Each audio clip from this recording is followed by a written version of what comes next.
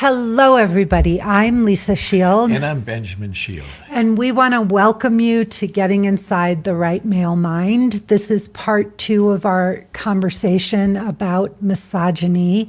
This is a topic that is very, very, very hot for me right now, and probably for many of you. There is a rise in misogyny, and it is, for me personally, disheartening, not only because I live with one of the kindest and most respectful men on the planet, and so I am a woman who feels cherished and adored and protected every minute of every day, but also because in my work, in my coaching, my program, Emotionally Naked Dating, I have spent over 22 years bridging the gap between women and men and helping women who have had so many heartaches and disappointments from the men in their lives recover and get emotionally naked so that they can connect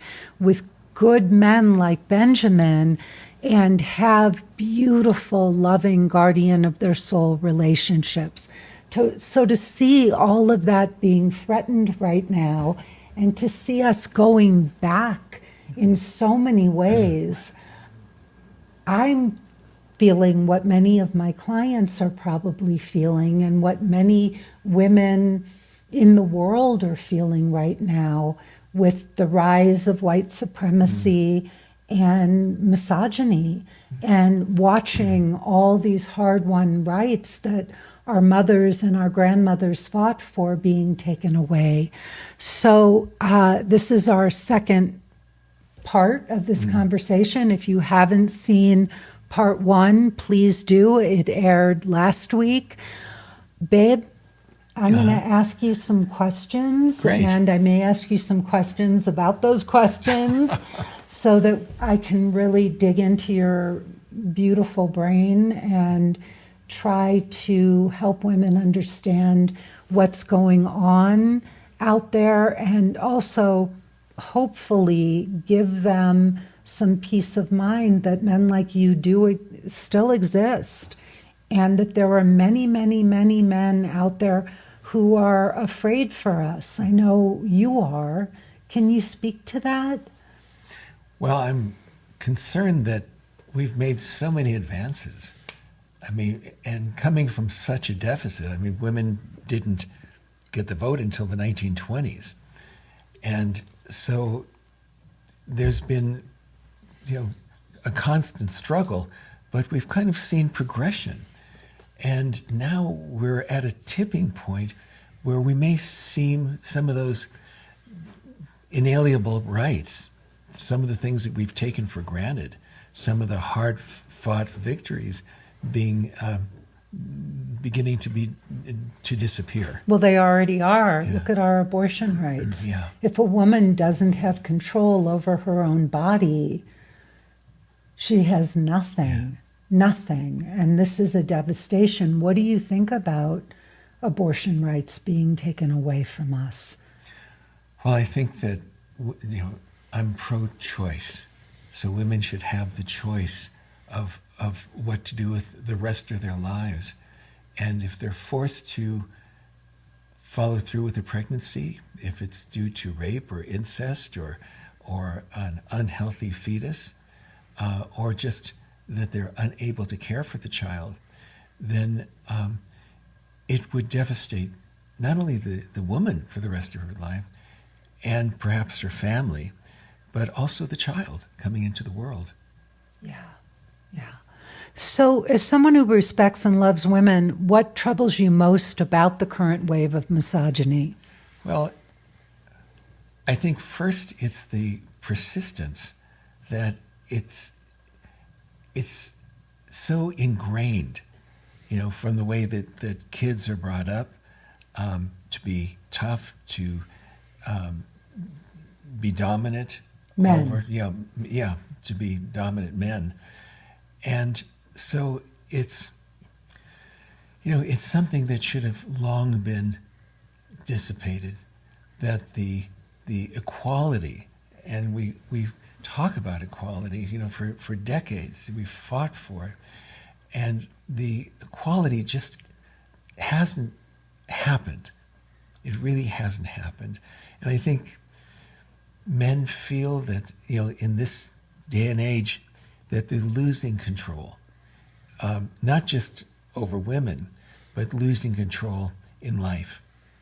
And so they're grabbing what control they can, and a lot of that control is domination of women.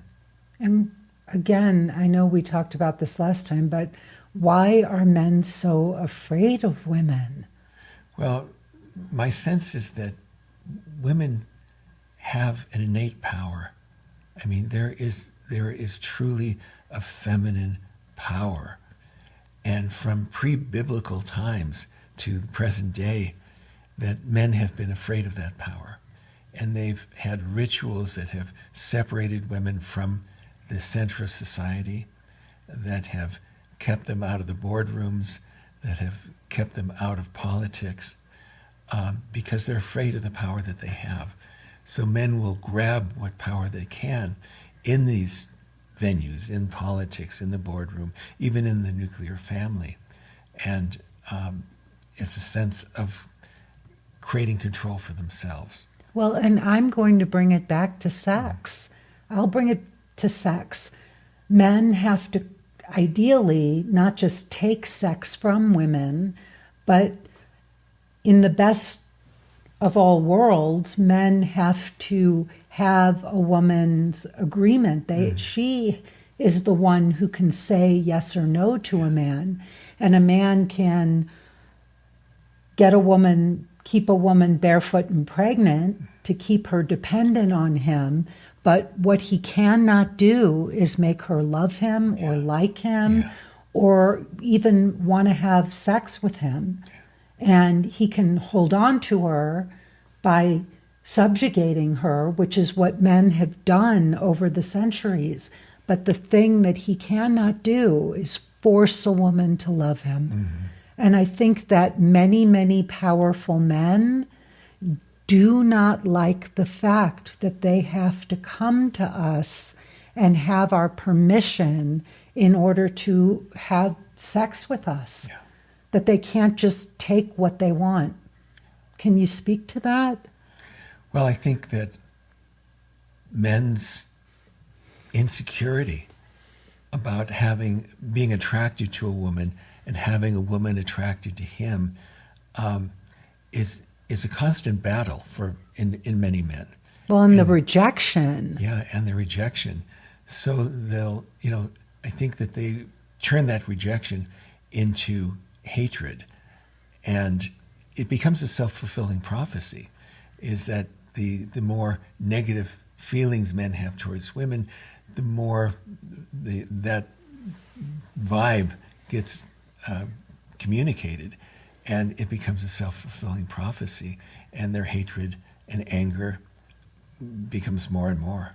Well, and the rejection, I'm guessing, when a woman rejects a man, especially a man who's powerful and successful and has money and status, when a beautiful woman rejects that man, what does that do to his ego? Well, a lot of the reasons that he has the position he has, that he buys the shirts he buys, that he drives the cars that he is to impress women.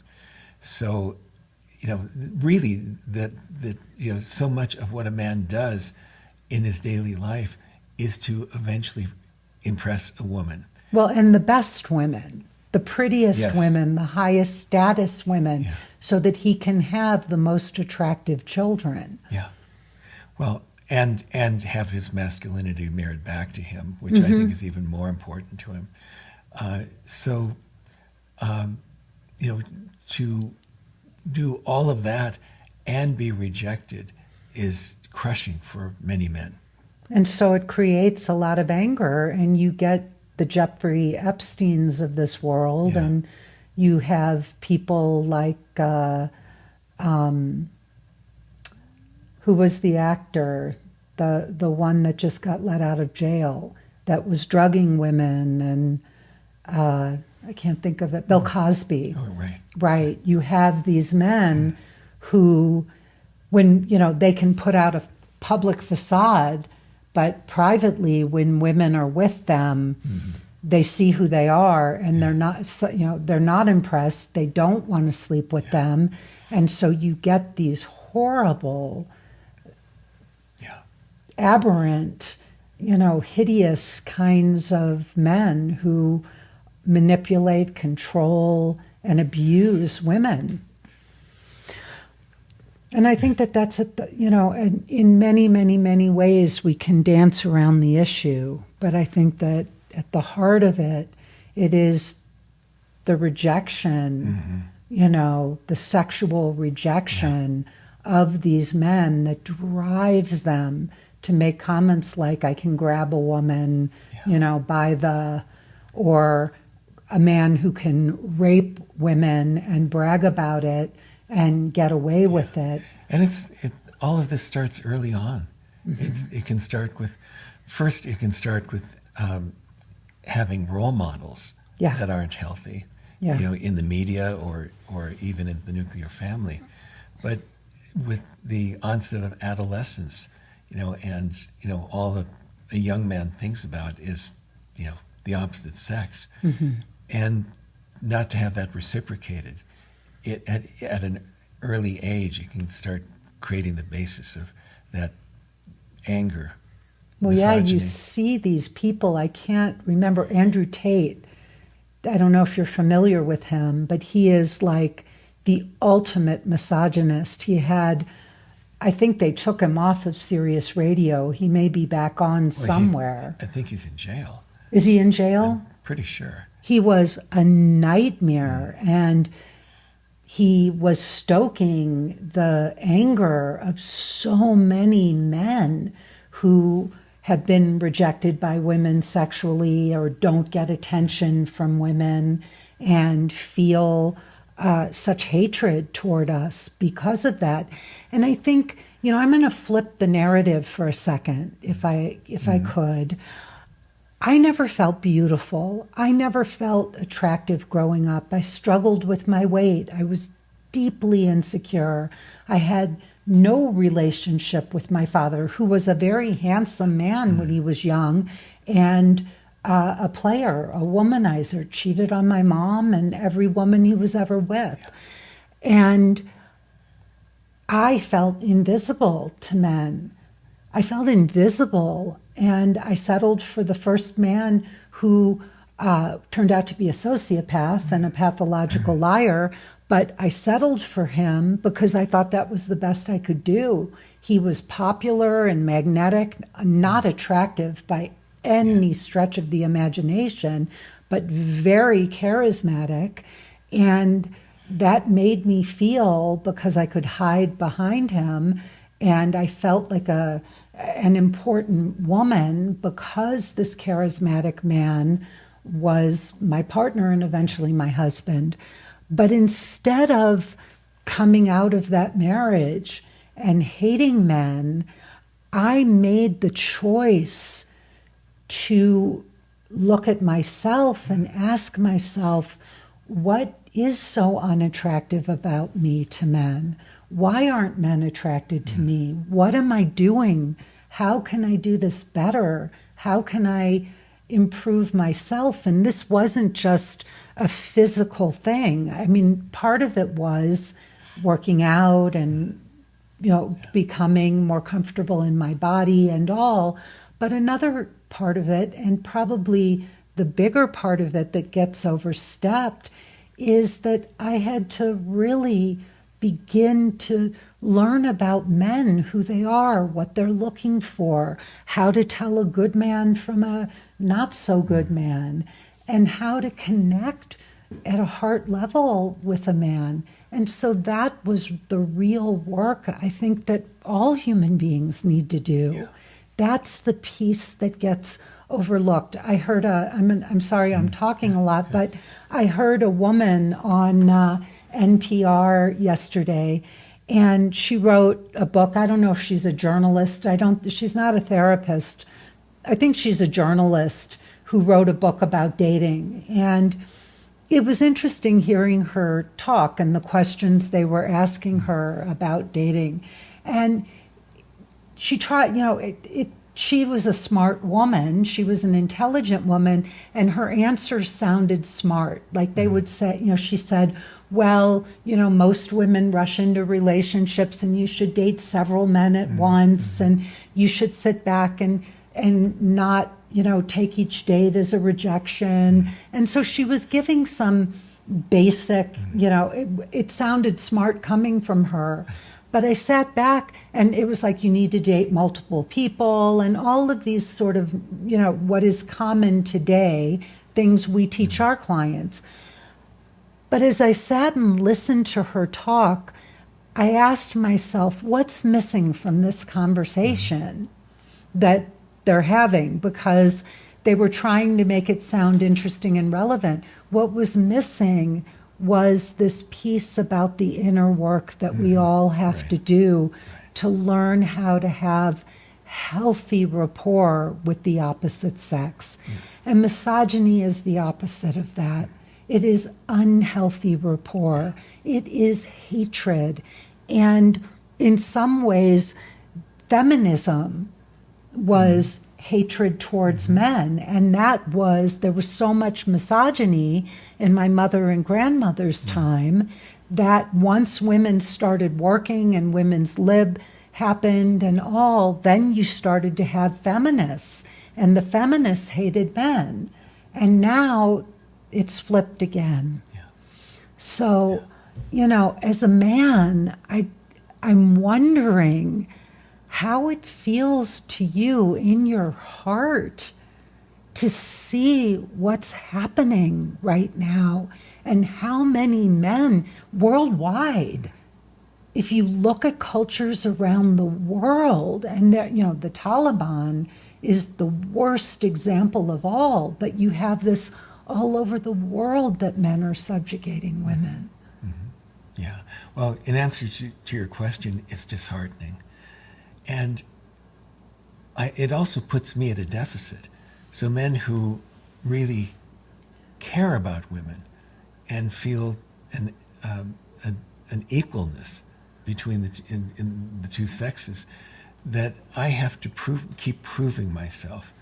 If I walk into a social situation or meeting that, or a session with my clients, that I have to prove myself first that I'm safe, that I can listen to them, I support them, and I'm not trying to really role play a more dominant role in even a casual relationship, even with a cashier at a dry cleaning store. There could be dominance and misogyny, and to really see the other person. But I'm coming from a deficit, because I think there's such a basic mistrust that has been developed in women, that like on our first date, I felt the first thing I had to do was prove I wasn't an axe murderer. And fortunately, you read a book I wrote, and we had a mutual friend. A book called Handbook for the Heart, no less. So, but on first dates, men often have to prove that they're safe. Yeah. And just get over that hurdle, because there is this distrust.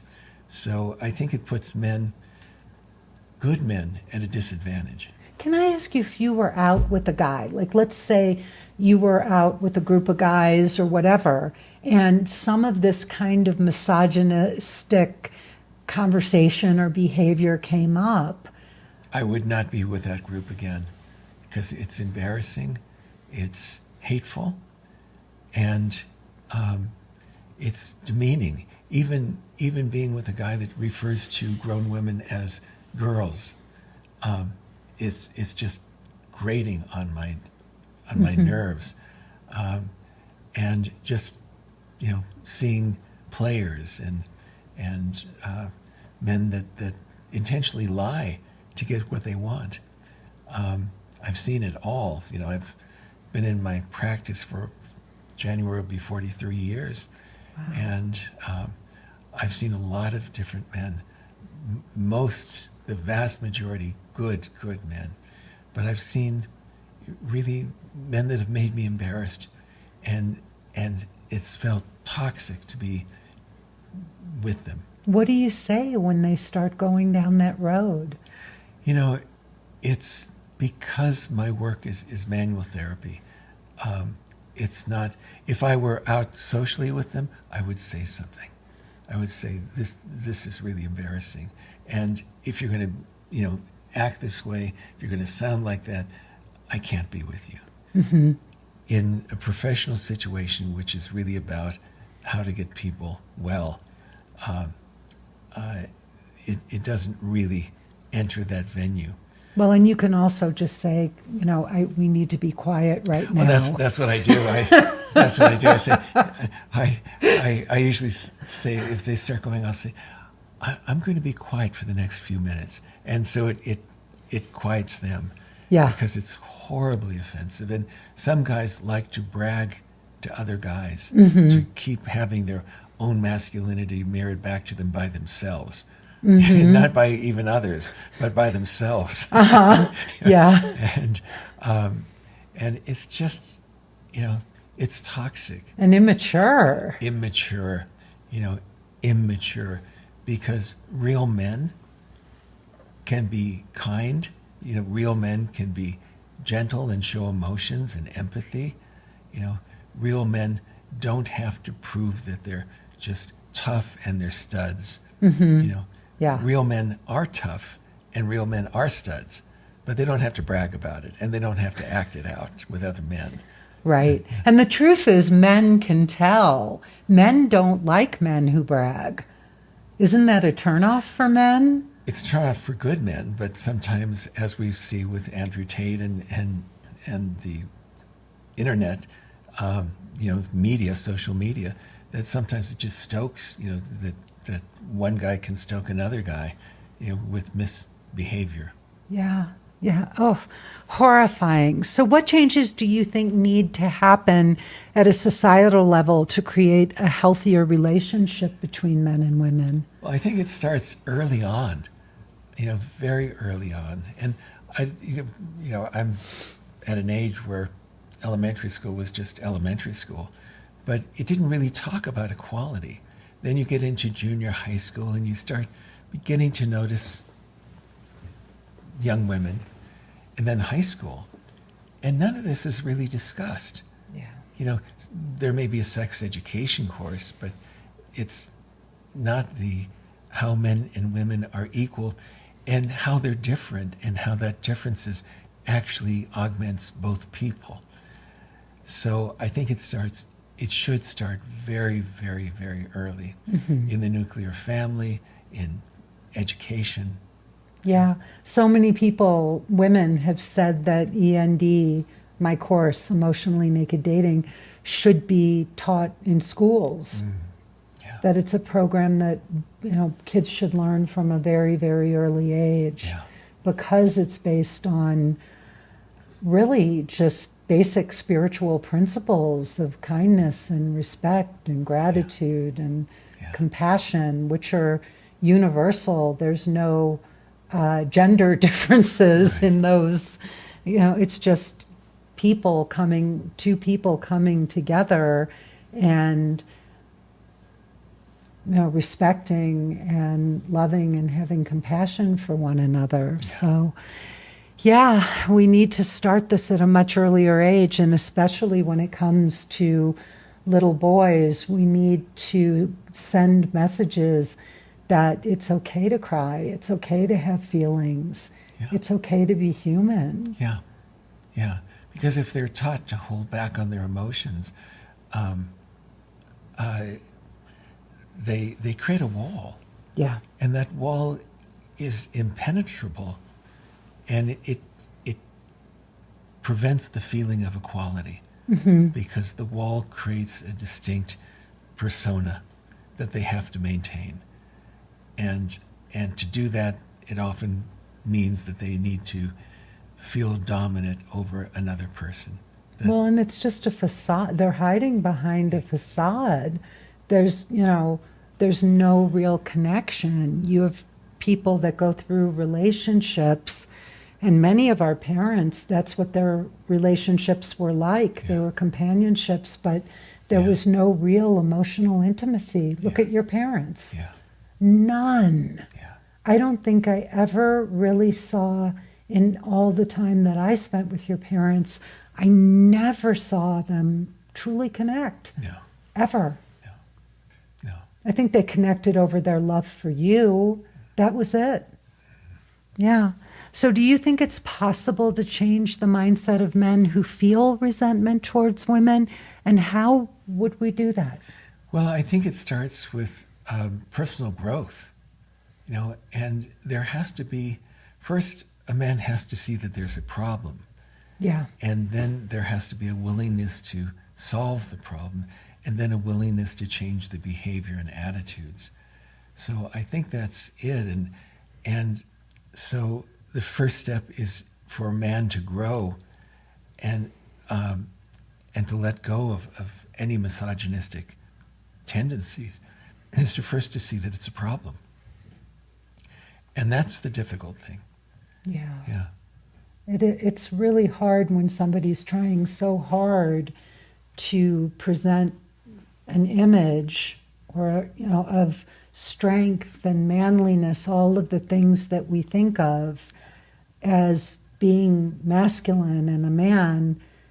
It's the opposite of admitting that you have a problem, because that means that there's weakness. So that's very, very, very hard. What would you like to say to men who feel frustrated by women's increasing presence in traditionally male spaces? Well, early on in my career, I attended a workshop, and it was for manual therapy. And it was 12 men and 2 teachers. May have been more men than that, but there wasn't a single woman in there. And it felt suffocating, And what one woman adds to a group like that, it's like opening the window and letting air in. I actually even missed, it was a 6-day workshop. I actually missed one day. I just stayed home because I couldn't take it anymore. And when there were women models in the class, they were treated, it reminded me of a meat packing, where they're hanging things of meat, where Rocky would practice punching in the, they were, the way that they were touched, the way that they were treated, it just reminded me of a piece of beef, hanging, and, just that type of lack of consideration. So what I hear you saying is that men need to step back and appreciate what women bring to these environments and these spaces. Oh, absolutely. And it was suffocating for me because men have feelings. And with having women there helps to unlock some of those feelings, just, to be able to communicate. And alleviate some of the intensity. Men can be very intense. Oh, there were guys bragging about their motorcycles and this, and it was just monochromatic. Women bring color into it. But it was just a miserable experience. And again, even just one woman in that group would have changed the dynamics. And I want to just, for all the people who are the people who are listening, explain that manual therapy, you work on pain and injury using your hands. Yes. So almost like a physical therapist, or how would you describe that, honey? Well, as you described it, and it's helping to really relieve dysfunction, pain, postural issues through manual therapy and manipulation, treating accident victims. So people come in wounded, and most of my practice and most therapists' practice are women. So when a woman comes in, I have to be especially careful, to be respectful, to have them feel seen, to, create safety and robes. trust. Exactly. I give them robes, blankets, layers, just so they feel safe. And there are therapists I know of that require someone to completely disrobe and just lay on the table. And that would be uncomfortable even for a man to do with another man. So, I so carefully go the other direction, trust and safety. And it's fine to work around robes and blankets and sheets and all of that, because the more trust and safety someone feels, the more they feel comfortable expanding the repertoire of what could be done in a session. Yeah.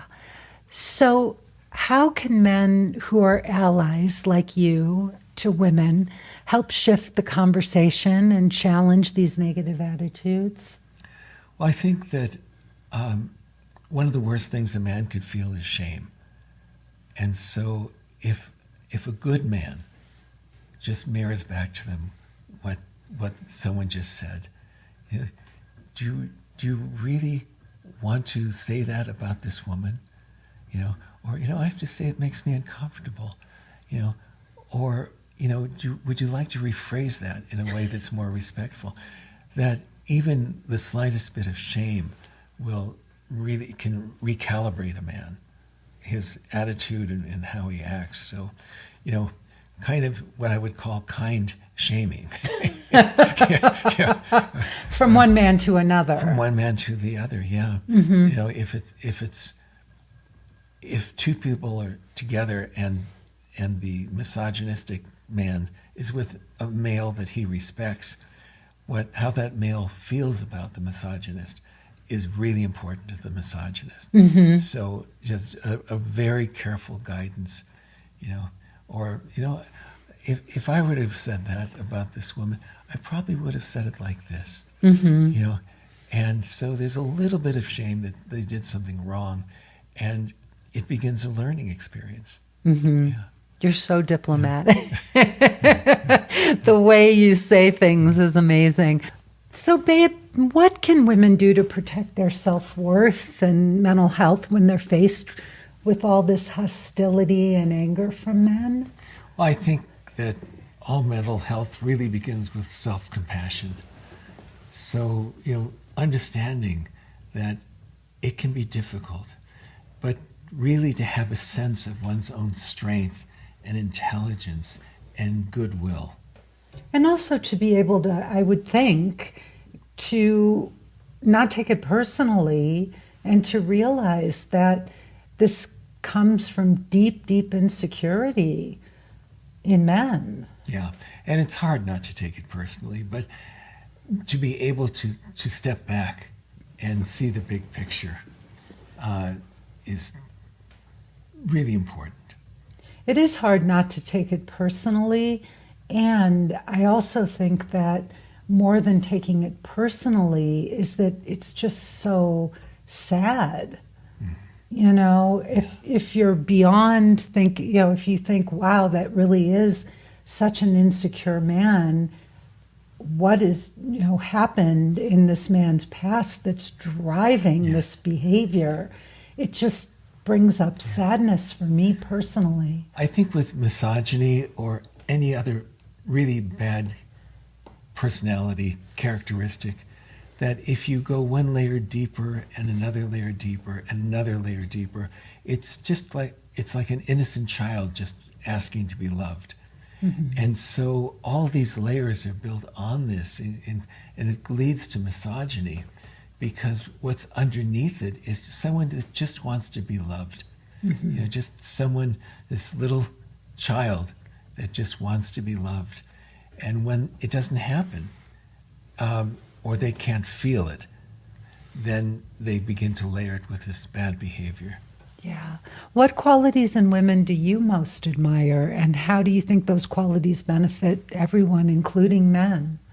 Well, I admire their emotional availability. I admire their strength. I admire the power that women have that's unique to women. Can you talk more about that? What is that power? Well, some of it doesn't have vocabulary. It's just how they are on the planet.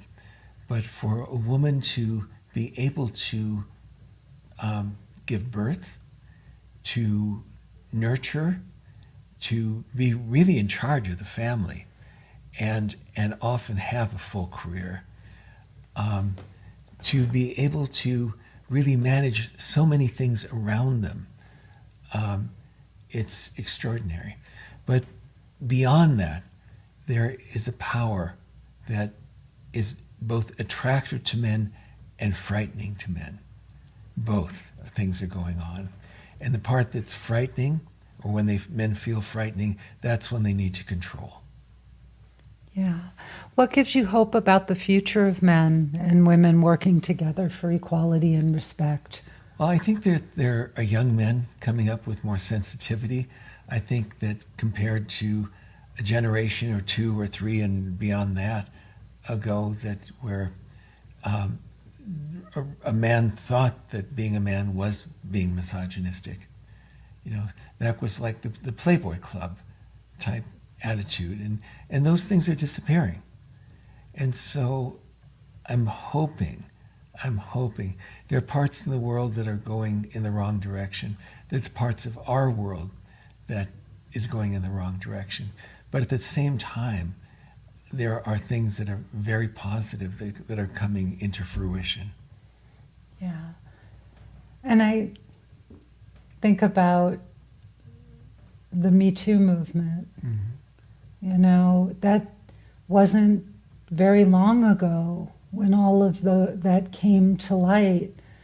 And it's still, you still have men like P. Diddy, and it's horrifying. You don't see women doing these things. Yeah. It's men exploiting women over and over and over again. Yeah. And, you know, it just seems like there's one after another. And I think that a positive thing is like in colleges and universities where they really require mutual consent even for a kiss. Mm-hmm.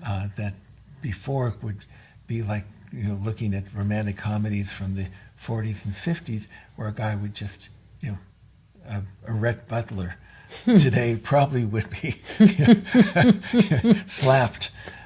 Or on the Me Too movement list. Exactly. Mm-hmm. So things are changing for the positive, but it's a mixed bag. If there was a message you could share with men and women about respecting each other and creating a better world, what would it be? Well, it's that respect and kindness doesn't weaken men. It makes us stronger.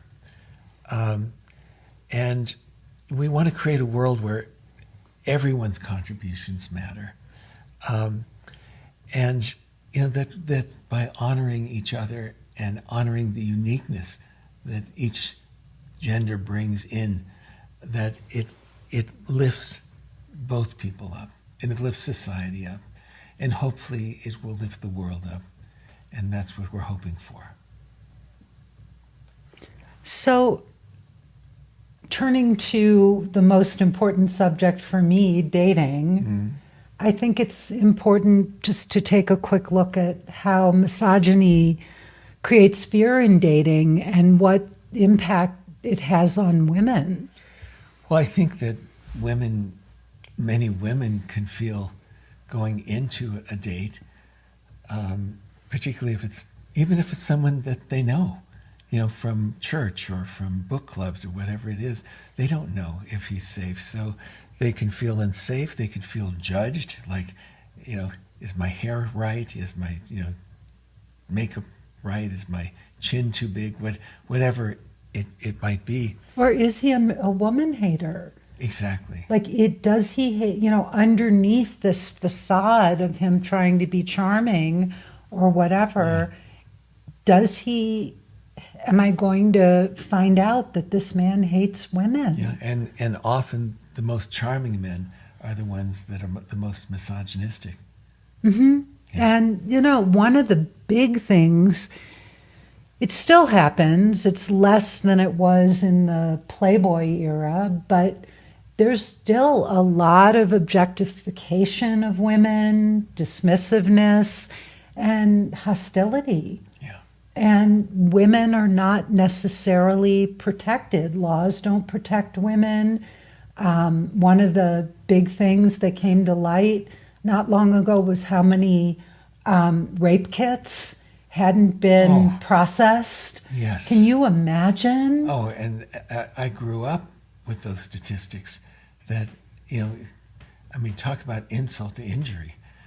Terrible. If women got raped and they wanted to stand up for themselves, they were often accused, well, what were you wearing? And what did you do? And how did you bring this on yourself? Yeah. And blamed, they were blaming the victim, not the perpetrator. The other thing, too, is that women constantly feel like they have to guard themselves against these attitudes. And it makes them wary of fully, opening their hearts, showing vulnerability, or trusting men. Yeah. And for a good man, if he shows up on a date and a woman is so guarded, she's not in her femininity. She can't be. Yeah, she's not in her feminine, no. And so he doesn't feel it. And so, there's often not a second date because of that. And so many women are so afraid to be feminine because they a man might feel that she's leading him on. Mm-hmm. And it's why we encourage our clients to not invite men back to their homes and to take this very slowly and not to rush into anything, to do this in subtle ways, in very feminine ways, sensual ways, but to do this very slowly and very judiciously to see how the man responds. And also to have boundaries, to express her boundaries so that she can see, is this a man who respects women, who respects a woman's boundaries, who's safe? So it's just, as we're talking about this, it just, my heart feels heavy because it's hard enough, it's been hard enough to date as it is. And all we've done is encourage our women to open up, express their sensuality and their femininity. And it seems like in some ways that's going to be harder and harder for them to do. Yes. How does misogyny create a divide between women and men in dating? Well, I think we just discussed that women can be guarded on a date, not really show who they are, not offer a bit of vulnerability, see how it's received and responded to, so the man could share his vulnerability. The date could become very two-dimensional instead of an enriching experience. And when two people are able to share their vulnerability, even if both people know that there's not going to be a second date, they both leave that date feeling good because it was a very enriching experience. And that doesn't happen if one person has to feel guarded. Well, and it's going on both sides. You've brought this up, and I've heard this from other women expressing, repeating things that men have said to them. With the Me Too movement, men are also guarded. They're terrified of making sexual advances and because they're afraid of what might happen. Even touching a hand or holding hands. So I think it's both, and then that's exhausting. How do you ever create a real emotional connection, a heart connection, when both people are guarded? Yeah. What's needed for men and women to overcome these barriers so that they can connect and have guardian of your soul relationships? Well, I think mutual respect, empathy, the sense of, first one has to realize the importance of equality, and to realize the importance of it, one has to have empathy to really see what it's like to be a woman, and what it's like to be a woman who has to face misogyny every day in her life. Especially beautiful women. Yeah. I can't even imagine the attention that they draw to themselves, and what goes on. I'm very, very fortunate that I've never been raped. I've never been sexually abused. Many, many women have. The statistics are off the charts for how many women have suffered sexual abuse, physical abuse. So I'm very lucky, and I'm also fortunate that I dated in a day and age where men and women did have a certain amount of equality and respect for each other. And it wasn't okay to be a misogynist, that those things had been a little bit ironed out during the time when you and I met. It wasn't so inflammatory, so inflamed. My heart goes out to women today and men who are dating, good men, because they fall, there's a shadow that is cast on all men when men behave, when a certain, when this voice gets louder and louder, and it becomes more and more okay to be this way with women. It casts a shadow on everybody. So that's why having a program like ours and support of coaches like you and me is so vitally important today, to have people who can model this kind of relationship for you is imperative, who can give you hope and show you how to spot these really good men and let go of the misogynists and get their number quick so that you can move on. So if you want to learn more, and I really, I can't say enough about this course and how many of our clients, right, babe, are in incredible relationships with extraordinary men like Benjamin. If that's really what you're longing for and this is your dream, then please go to lisashield.com and click the button all over my website to watch my free presentation. I ask that you watch the presentation from beginning to end. It is so important that you understand who we are and what work we do with our women before you sign up for a call with my team. But at the end of that presentation, you can do that. We will hop on a call with you. We'll describe my course. And if you want to meet a guy like this, then book a call and let us show you how you can find the guardian of your soul. Babe, thank you so much. It's a pleasure. I really enjoyed this conversation. Me too. It was, I think, an important one, one that needed to be had. And it's the elephant in the room, in the corner. No, It's there. It's there, and I think it's getting And it's bigger. big, and it's often unspoken. So thank you for weighing in and sharing your thoughts. My pleasure. Thank you so much for being here. I'm Lisa Shield. And I'm Benjamin Shield. And this has been Getting Inside the Right Male Mind. We'll see you next week for another episode. Take care.